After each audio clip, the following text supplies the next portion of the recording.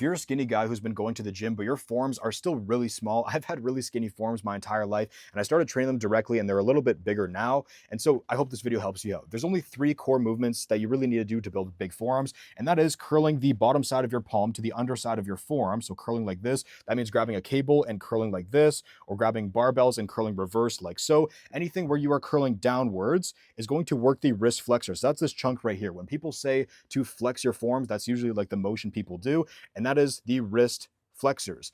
The second movement is wrist extension. So this could be as simple as not curling down here, but instead curling up here. And so this is a pretty weak movement for most people. The wrist extensors, these little lines that you're seeing right here, right? They get activated when I do that. These are not very strong muscles. And so if you're starting on the cable with like 5 pounds, 10 pounds, 15 pounds, and you're wondering why you're so weak, it's not because you're weak. It's just because these muscles, there's not a lot of force that they can produce. And so that's the second movement, is wrist extension.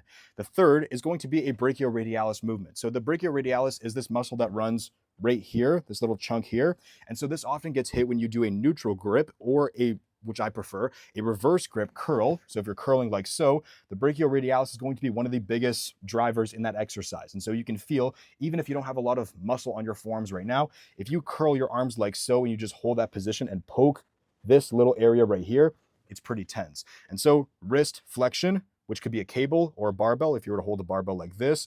Wrist extension, which is to do the reverse of that, where you're going to be a little bit weaker, but you'll feel it on the back side of your forearm. And then a brachioradialis movement. This can be as simple as a hammer curl on a preacher bench, or a regular hammer curl, or a reverse curl on a preacher bench, or a regular reverse curl. And so curl like so, curl like so, curl like so, or like this, whatever you prefer. I think this is a little bit better. And so hopefully that helps you out.